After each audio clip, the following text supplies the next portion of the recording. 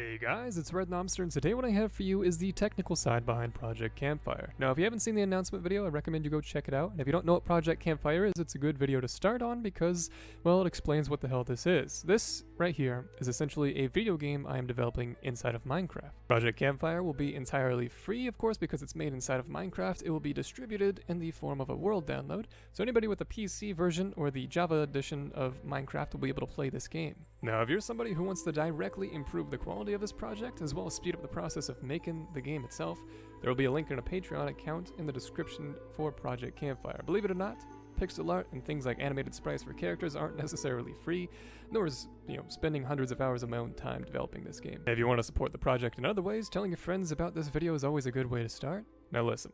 The plan is to upload a video every Monday, showing off features I've added to the game, and every Thursday, today, of course, I will upload a video directly correlated to Monday's video, going over exactly how I developed each feature in Monday's video. The first feature we're going to be going over is the display. Now, this is a very important building block for any feature I talk about in the future. Keep this in mind. This is a 2D game, right? But we're building it in a 3D space, technically. For example, if I walk in and in front of structures and stuff like that, my character appears behind it. My character has a shadow, the structures on the map have shadows and stuff, there's light rays that appear above the character, there's a bunch of stuff going on. Now I got rid of the fog so you could see a little bit better, but let's go ahead and take an even deeper look. If we go ahead and get rid of the base of the display and type in this command right here that summons a barrier block, we can go ahead and take a deeper look into what's actually going on down here. Not exactly the mechanics, but we're going to go ahead and build the display from the ground up. Now I know this right here, this frame, looks a little bit abstract, and we are actually still in the game right now, as you could see. We're not just looking at a picture in editing or anything like that. We're looking at the actual game. If you're wondering what we're looking at, there's a couple armor stands and hello, there's a little villager down there, he's cute, and two little red blocks. Those don't really mean a whole lot right now. What we're going to do though, like I said, is build it from the ground up, from layer by layer. Now the first thing we have is our character down here. That is a very important layer and vital for the game to actually work. The next layer is going to be the object layer, which looks a little something like this. Now it's starting to make a little bit more sense, right? This is the layer that I'm talking about. When we walk behind the tent, we are walking behind this picture, because this picture summons slightly above ours. Not exactly, but we'll get into that a little bit later. And this works for every single piece. There's just a third dimension pasted above our character that when we walk behind it, or walk, in it, it appears above us. And as for the bottom layer, we can actually use an armor stand, but in this case I'm using a block because it's a little bit easier when I suck at making texture packs and stuff. A wool block is retextured with the bottom layer. Now, it's a 1024 by 1024 texture, as is the armor stand as well, which is a little large, but it's not like I'm making an entire resource pack. I'm only retexturing a handful of things.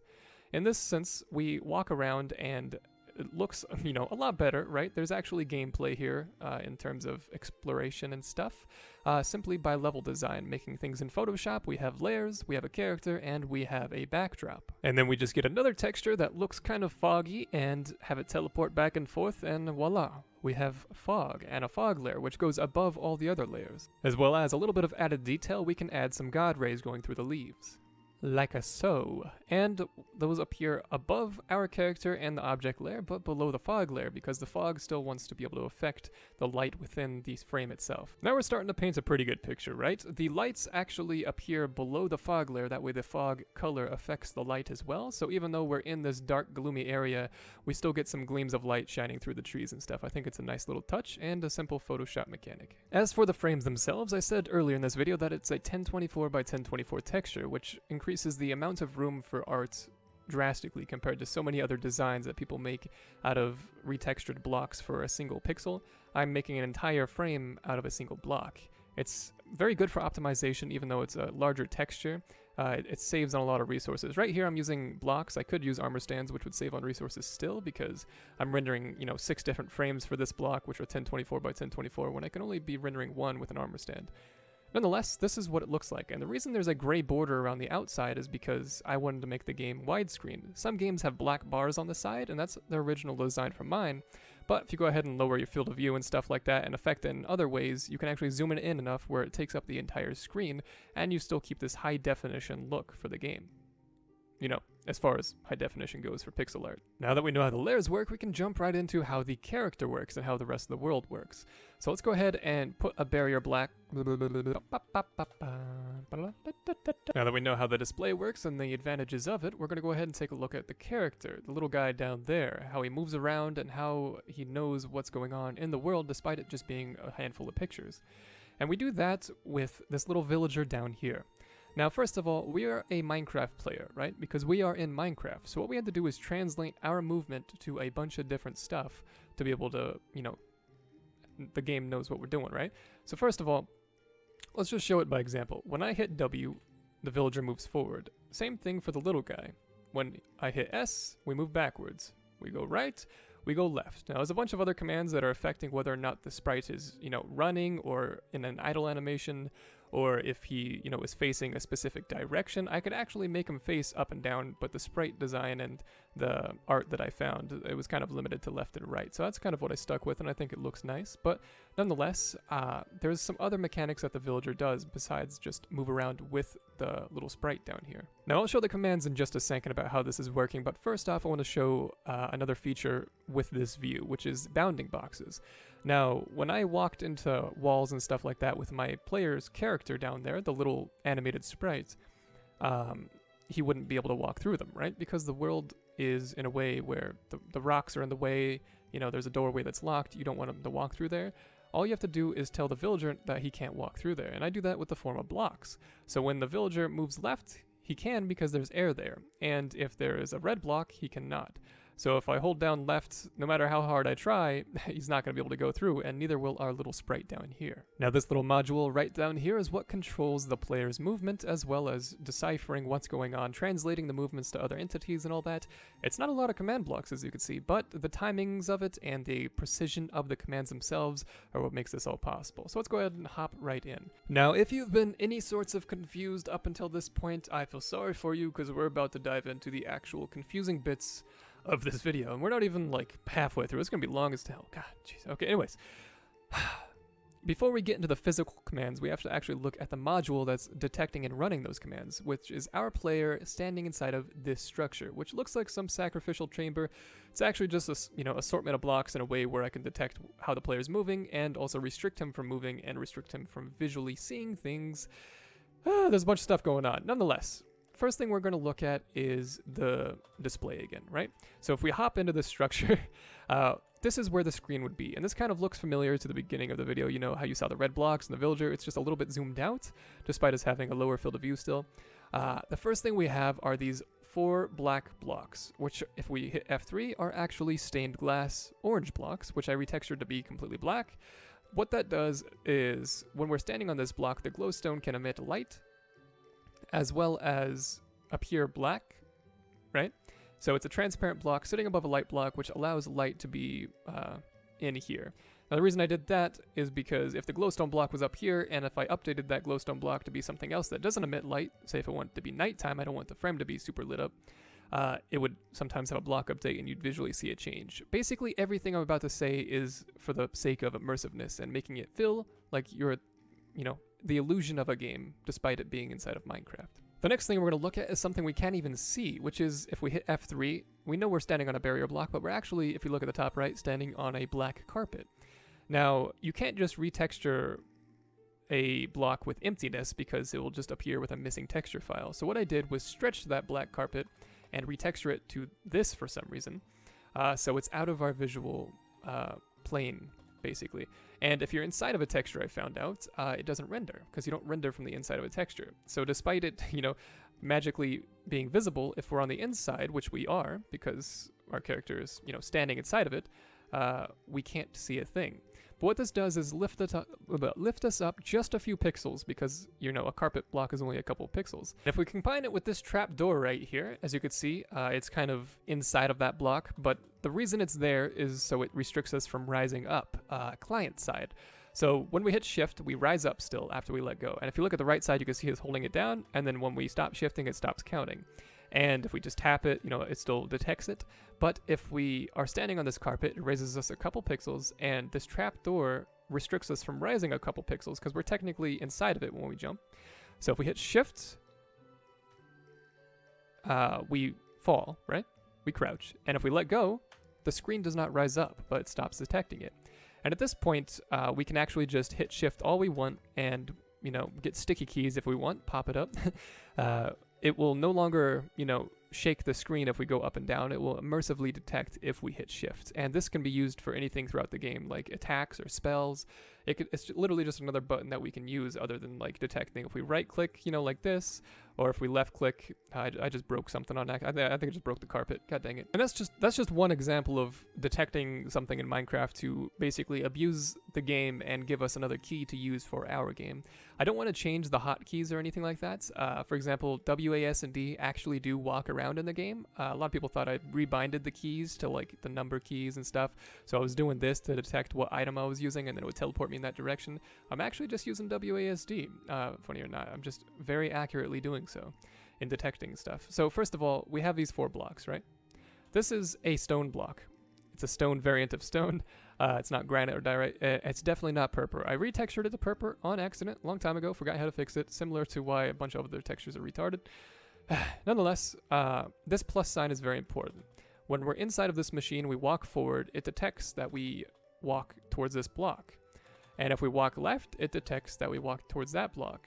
If we walk diagonally, or, diagonally, like this, it'll detect that we're walking towards this block and combine those commands and make us go diagonally. That way we don't just walk in a plus shape all the time. That would look kind of dumb. And this is the even more confusing part, but I'll try to use some analogies and stuff to make it a little bit more sensical. That's not even a word. Okay, I've been trying to explain these commands for an hour now, and I'm going to scrap all of it to explain it more simply in layman's terms, so it's not a pointless video to watch, right? I'm also going to use some analogies over there to explain how it's actually working, because it all happens in a zero game tick type of thing, and it's hard to understand. So bear with me for a second, but this is where a lot of people were wondering, which is how I got rid of screen jitter. I'm going to show an example of screen jitter real quick, and it's from Jesper the Inn's miniclip Bloxor's game. He didn't actually make the miniclip game, he recreated it in Minecraft. But nonetheless, when you move up, down, left, and right, it would still move the character, and you could see some screen jitter, even though it's still moving the block. It's doing all the stuff it wants to do. You could still see the screen shake, which ruins the immersion of the game, right? It's kind of silly that it even matters because it's a game in Minecraft, so nobody really cares. But I wanted to make my own game using Minecraft. I didn't just want to make some adventure map. I wanted to make my own immersive game, right? So I'm trying to get rid of all the stuff that makes it not immersive, which screen jitter is a big one, and one that people have been trying to fight and combat for years now. This is a fix for that. So we have a command block right here, right? And it's doing a bunch of stuff. Now, I'm not going to explain everything it's doing. This command block more, though, than the rest, because you won't understand even if I explain it. Nonetheless, it's executing at me, and it's detecting if I'm walking in a specific direction at a very accurate decimal number. And it's detecting the direction with a specific, coordinate as well as block. So what this command is doing is detecting that purple block up there, which is actually a stone block retextured because I'm stupid. Nonetheless, when it successfully detects, come on, click like a normal person. When it successfully detects that we walk forward by seeing this block, it teleports us black. Teleports us black? Wow. What a transformation. It teleports us back. And when we teleport back, it does some more stuff, which is execute at the character, which a character is the villager that's down below you. Now, the character runs a pretty similar command, just less accurately. It detects in front of it and if there's air. Basically, if we run over here, as you could see earlier, the villager wasn't able to move through these blocks, just like a player wouldn't be able to move through these blocks in real life, right? And that's because if there's air here, the character can successfully teleport in that direction. And again, but if there's a block here, it sees that it's not air and says, no, I will not run the rest of the command, which teleports in that direction, as well as all the other things, such as teleporting the sprite in that direction. So, it's represented like this. It's executing at the character, detecting a specific direction. If it's air, it will run the rest of the command. If it's not, it won't. The rest of the command is teleporting himself, that little villager, in that specific direction, the exact same distance every single time. This creates a grid-like pattern so that I can actually create a fake pseudo-map, such as that one down there, of walls, and creates an actual mathematical measurement to the game. I'm not just, teleporting him relatively, I'm teleporting him exactly one block. And when he teleports exactly 1 block in that direction, we can then teleport the character 1, which is the sprite, in that direction, but a scaled down version, because he's not moving 1 block in that direction, he's moving a very tiny space on top of 1 single block in the first place. The next thing it does is something for dynamic lighting, which is essentially teleporting the character and then teleporting light, which is the exact same thing as the character. We'll get into that a little bit later. This command block, I'm not going to go over, is essentially an entity data command that switches to a running or a standing animation, depending on whether the character is running or if the character is walking. That's it. That's all that is. It's just an entity data command, and the running animations are GIFs, right? So it's 1 entity data command for the whole running animation, and it's 1 entity data command for the whole idle animation. We have 1 for each direction, because we could face left and right? And that's that. We're going to move on to the next thing now. And by that, I meant we're going to actually go back to the first thing, which is how we eliminated screen jitter. This very accurate decimal number right here is not alone good enough to get rid of screen jitter. And the reason is because no matter how accurate we make this number, Minecraft is still limited to only running that command 20 times a second, which sounds fast, but the amount of distance we walk to be able to detect this is visually represented within that 1/20th of a second, and we see it. We might not see it if we're only getting, 20 frames a second, but we're getting, something like 300 frames a second right now just chilling here in this world. So we're going to see that frame more times than not. And that's essentially what screen jitter is basically not being able to detect soon enough when we walk in that direction. We detect it accurately enough, just not game mechanically soon enough. So client side, we still see that movement that our character does. So what we needed to do is slow down the character so he doesn't move as far in that time. Another way to look at it is that this extremely accurate decimal number basically detects when we walk 0.000000005 blocks in a direction. We walk more than 0.000000005 blocks in that direction in a 20th of a second. Now what's important to understand is that we don't want to slow down the character too much. The analogy is that we need to reach orbit, which is this little green dot up here, and we are down here.